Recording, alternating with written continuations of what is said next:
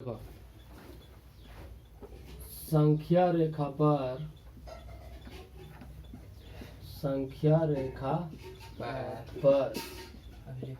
Root two का निरूपण। ठीक है, देखो रूट टू के निरूपण कैसे करते थे कल बताया था समकोण त्रिभुज के बारे में। क्या बताए थे? यहाँ 90 समकोण त्रिभुज में एक को 90 होता है, 90 के सामने वाला हाइपोटेनस कहलाता है और इसको परपेंडिकुलर, इसको बेस बोलते हैं। ठीक है ना, इसको भी परपेंडिकुलर बोल सकता है, इसको बेस बोल सकता है, दोनों चेंज कर सकता है लेकिन ये चेंज नहीं होगा, है ना। आप बताए थे कि h का स्क्वायर बराबर p स्क्वायर जोड़ b स्क्वायर होगा। रूट टू ना है, तो देखो क्या करना है। तो देखो यहाँ से o से तक 1 यूनिट लेंगे। कितना यूनिट रहेगा? ये लाइन को थोड़ा बड़ा पा लेंगे लेकिन 1 यूनिट ही लेंगे, समझा। ठीक है, 1 यूनिट ले लिए। मान ली कि यहाँ से यहाँ 1 है। अब यहाँ 90 डिग्री का एंगल बना देंगे। कैसे बना देंगे? इस प्रकार चाप काटेंगे, फिर यहाँ पर एक चाप काटेंगे, फिर काटेंगे, फिर दोनों तरफ सीधा इधर काट देंगे और एक नाप के ऐसे करके ये हो गया 1। नाप लेंगे उसको 1, जहाँ पर 1 आवेगा वहाँ निशान दे देंगे और इसको इससे क्या करेंगे? मिला दिए, मिल गया ना। ठीक है, ये 1 हो गया, ये भी क्या हो गया 1। यहाँ पर कंपास के यहाँ नोक रखेंगे, यहाँ पेंसिल रखेंगे, यहाँ से यहाँ बराबर क्या करेंगे? ऐसे करके फैला के नाप लेंगे और नाप के इसको ऐसे करके काट देंगे। चाप लेंगे, जहाँ पर चाप कटेगा उसको सी मान लेंगे, वही क्या हो जाएगा? रूट टू हो जाएगा, समझा। तो इस प्रकार संख्या रेखा पर निरूपण किया जाता है। 90 डिग्री कहेगा तो सीधा लंबा मत खींच देना, 90 डिग्री बना के खींचना है, समझा। हाँ, नीचे हम काट देंगे, कोई दिक्कत है ना? कहो जी, नीचे काट देंगे क्या? यहाँ पर कितना था? रूट टू था ना, है वहाँ पर रूट टू था। तो 90 डिग्री जैसे यहाँ तो हो गया ये रूट टू, जैसे कितना हो गया यहाँ से 90 डिग्री खींच देगा, ताकि यहाँ पर रूट टू ना है। तो देखो ना, यहाँ रूट टू है ना, तो यहाँ से लेके यहाँ तक कितना हो गया? रूट टू हो गया। जैसे इतना ना एक था, यहाँ से लेके यहाँ तक रूट टू है, तो रूट टू हो गया। अब यहाँ 90 डिग्री खींचेंगे, देखो ये लाइन से देखो काट के खींचना है कि ऐसे चापा बनेगी ना, ऐसे ऐसे काटेगा, ऐसे काटेगा, ऐसे काटेगा और ऐसे काटेगा, तो 90 डिग्री हो गया। देखो हो गया। तो यहाँ से यहाँ रूट टू हो गया, वहाँ से मिला देना, यहाँ से यहाँ 1 हो गया और इसको इससे क्या करना है? मिला देना है सीधा, जहाँ पर 1 है वहाँ पर बिंदु से मिला देना है, फिर चाप लेके ऐसे करके काट देना है। जहाँ पर गिरेगा रूट 3 हो जाएगा, समझा। 4 के करेंगे, 4 के कहेगा तो फिर यहाँ से हो गया रूट 3, यहाँ रूट 3 हो गया ना, और यहाँ से यहाँ 1 खींचेगा, फिर इसको मिलावेगा, फिर चाप काट देगा, जहाँ पर गिरेगा वो 2 हो जाएगा, माने 4 हो जाएगा, रूट 4 हो जाएगा, है। तो ये तो हम बताएं एक में। अगर अलगे अलगे कहेगा था, जैसे अलगे अलगे तो रखा, तो जैसे देखिए अलग अलग बोलेगा, देखो जैसे तोरा कहेगा इससे डायरेक्ट कहेगा रूट 3 को। देखो रूट 3 को संख्या रेखा पर दर्शाएं। ठीक है, रूट 3 को संख्या रेखा पर दर्शाना है, तो कैसे दर्शावेगा रूट 3 को? देखो पहले यहाँ से यहाँ रूट 2 खींच लेगा। रूट 2 का मतलब 1.414 डायरेक्ट खींचना था। रूट 2 के वैल्यू 1.414 मान लिया जाए कि यहाँ से ना इन से नापेगा कि हमारे मान से पहिया कैसे खींच देगा? तब ज्यादा 1 इंच के 1 यूनिट मानो, बड़ा बड़ा लाइन पारो, समझा। हाँ मान लो बड़ा बड़ा, जैसे छोटा जैसे पहिया खींचता है तो छोटा हो जाता है, तो मान लेना कि इतना को हम 1 मानेंगे, इतना को क्या मानेंगे? 1 मानेंगे, फिर इतने को फिर 1 मानेंगे ऊपर, है ना, तो बड़ा तुमको खींचाएगा, समझा। और रूट 3 के खींचना है ना, तो रूट 3 को देखो अगर अच्छा तरीका से खींचना चाहता है, कोई गलती ना हो, तो पहले रूट 3 के कह रहा, तो पहले क्या खींचो? 1 दशमलव इसमें ले लो, इस पर 1.414 जैसे √2 के वैल्यू मान लेते हैं यहाँ पर आ गया 1.414 और 1.414 मतलब √2 हो गया। तो √2 के वैल्यू 1.414 होता है ना, तो 1.4 ले लो तो √2 हो गया। अब नाप के ले लिया 1.414 इंच से नाप लिया, और छोटा बने जब बड़ा इंच से नाप लो, छोटा बनेगा, ठीक है। आई ऐसे करेगा, फिर यहाँ ऊपर नाप लेगा 90 डिग्री यहाँ बना देगा। कितना बना देगा? 90 डिग्री। ऐसे करके ऐसे काटेगा, ऐसे काटेगा, ऐसे काटेगा, इधर काटेगा, यहाँ हो गया कितना डिग्री? 90 डिग्री। ये हो गया √2, और यहाँ हो गया 8। यहाँ से यहाँ 1 नाप के लेंगे, कम बेसी नहीं लेंगे तो गलती न हो जाएगा। अब देखो, अब यहाँ से यहाँ इसको क्या किए, मिलाएंगे, मिला दिए, 1 लेंगे नाप, जहाँ पर पॉइंट आवेगा वहाँ मिला देंगे, इसको फिर नाप के मिला के फिर यहाँ से इसको नाप के ऐसे करके काट देंगे, 3 हो है जाएगा ना। जहाँ पर गिरेगा यहाँ √3 हो जाएगा। तो इनसे नाप के देखना, इसका वैल्यू यहाँ से यहाँ 1.73 आवेगा, नाप के देखेगा तो इनसे, समझा। ये तो अपना करना है ना। अगर तो कहते रूट छोड़ ले रूट छोड़ के दिखावेला, तो यहाँ से यहाँ कितना लेगा? √5 लेगा, और ऊपर 1 खींचेगा, तब ना √5 और 1 छोड़ मिल के होगा, है। अगर √7 कहेगा तो √6 लेगा नीचे, और ऊपर 1 लेगा तो 7 हो जाएगा, समझा। इस प्रकार खींचना है, समझा। तो 21 कितनों भी रहेगा तो इस प्रकार तुम क्या कर सकता है, खींच सकता है ना, समझो। 2.662 ना दिखाना था, तो 2.662 जो है, अब एक जाओ जाओ ना, दशमलव के बाद एक अंक करके पढ़ा जाता है, ये नहीं कि 2.662 पढ़ लेना, गलती हो जाएगा। 2.662 2.662, ठीक है। तो 2.662 जो है 2 और 3 के बीच में पड़ेगा। किसके बीच में पड़ेगा?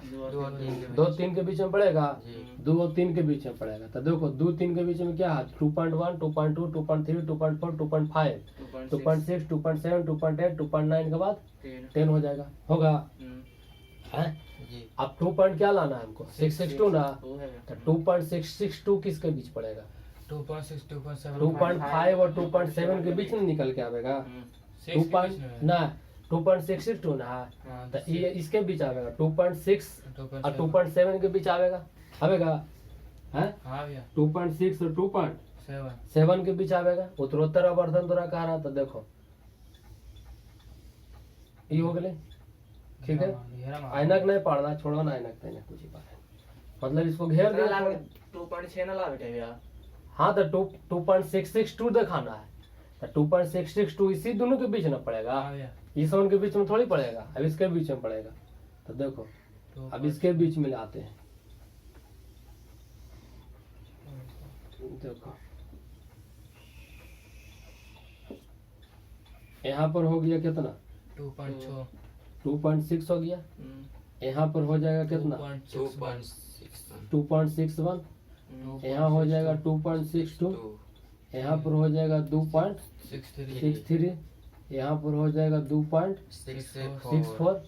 यहाँ पर हो जाएगा 2.65। यहाँ पर हो जाएगा 2.66। यहाँ पर हो जाएगा 2.67। यहाँ पर हो जाएगा 2.68। यहाँ पर हो जाएगा 2.69।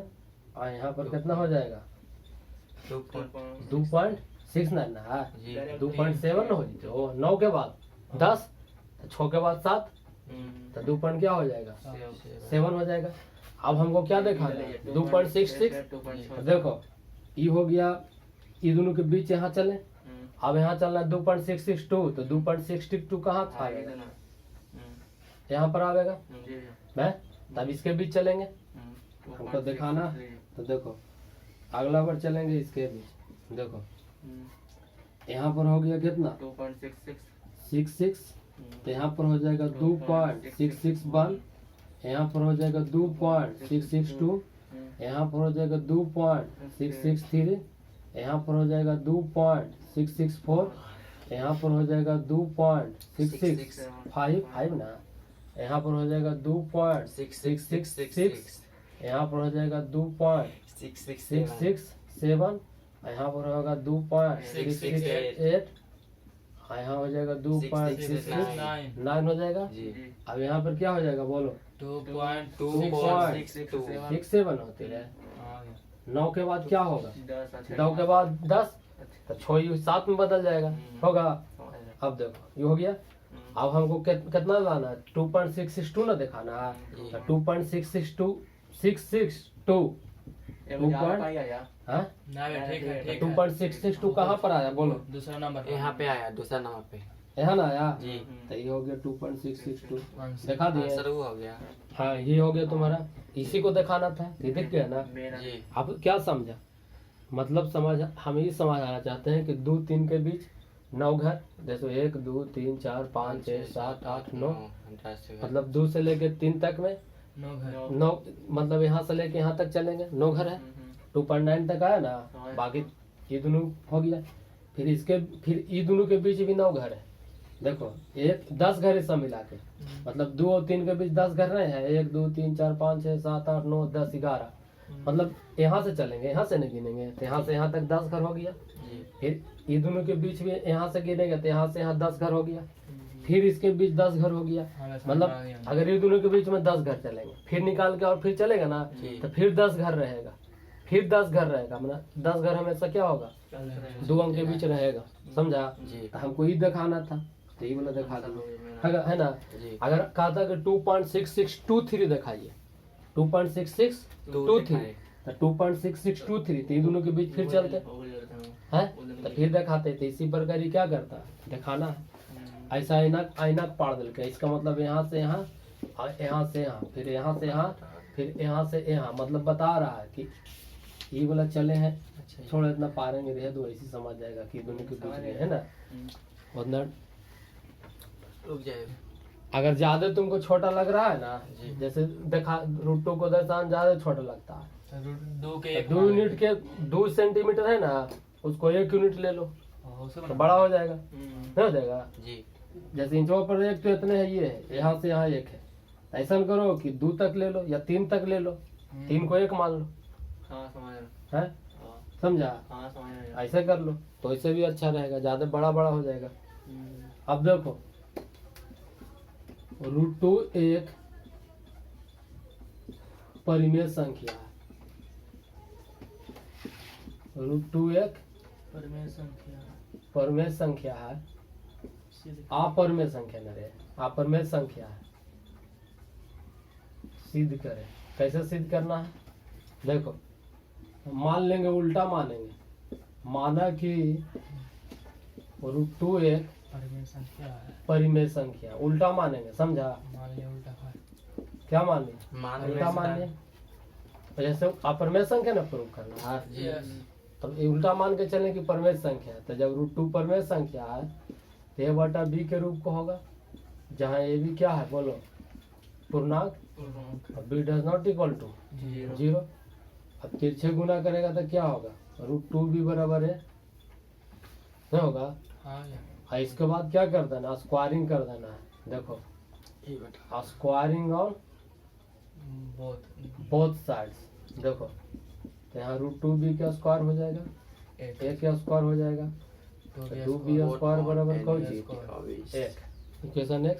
जी मतलब 2 जो है, देखो 2 अभाज्य संख्या ना है, 2a स्क्वायर को विभाजित करता है, 2a स्क्वायर को विभाजित करता है, तो 2a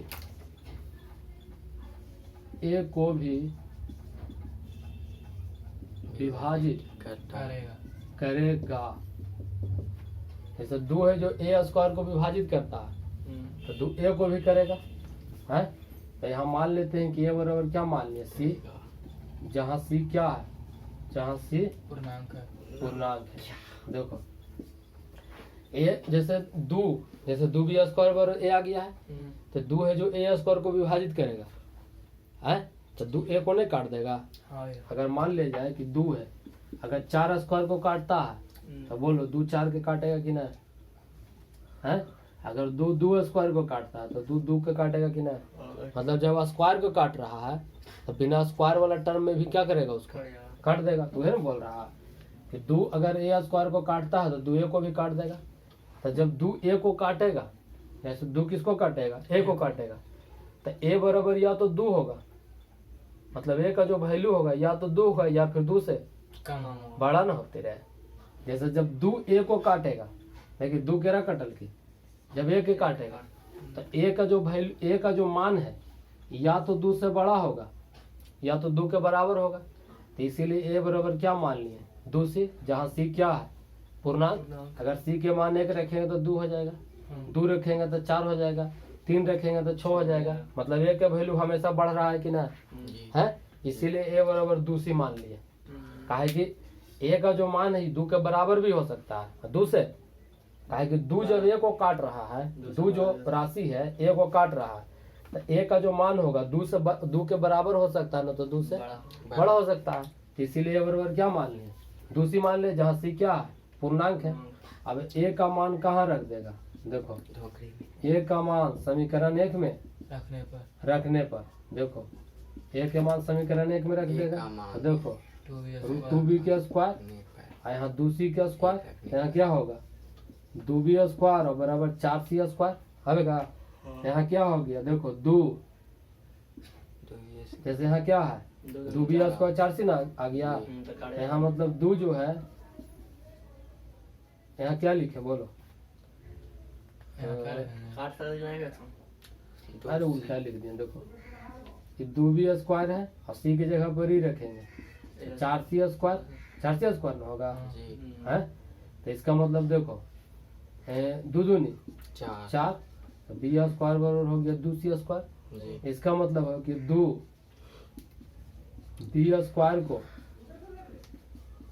विभाजित करता है, तो 2 b को भी विभाजित करेगा। आप समझो इसका मतलब क्या हुआ। परमेय संख्या की क्या परिभाषा बताएं, वैसी संख्या जो पी बटा क्यू के रूप में हो, पी क्यू पूर्णांक हो, Q does not equal to 0। एक बात और बोले, कॉमन फैक्टर 1 हो, उसका कॉमन फैक्टर 1 हो, मतलब उसका कॉमन फैक्टर कितना हो 1 हो। अब यहाँ समझो 2 है जो ए स्क्वायर को काटता है, तो 2a को भी काट देता है, और यही 2b स्क्वायर को भी काट देता है, तो 2b को भी काट देता है। इसका मतलब क्या हुआ, इसका मतलब हुआ कि 2a को भी काट रहा है, 2b को भी काट रहा है। इसका मतलब कॉमन फैक्टर 2 ना हो गया है।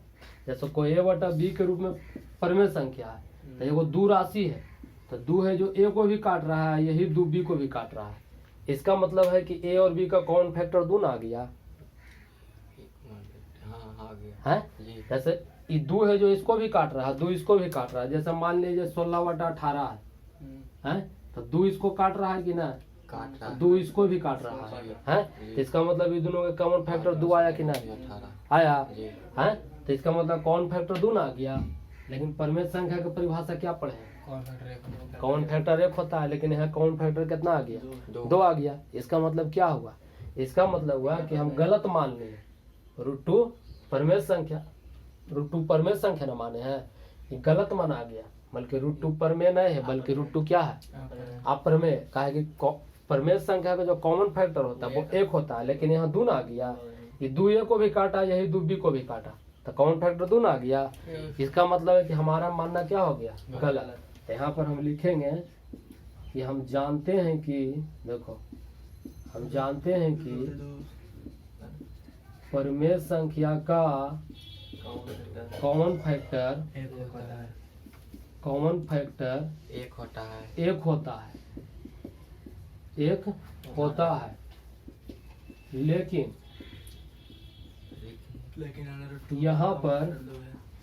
यहाँ पर कॉमन फैक्टर 2 आ गया है, 2 आ गया है। अतः हमारा मानना गलत है कि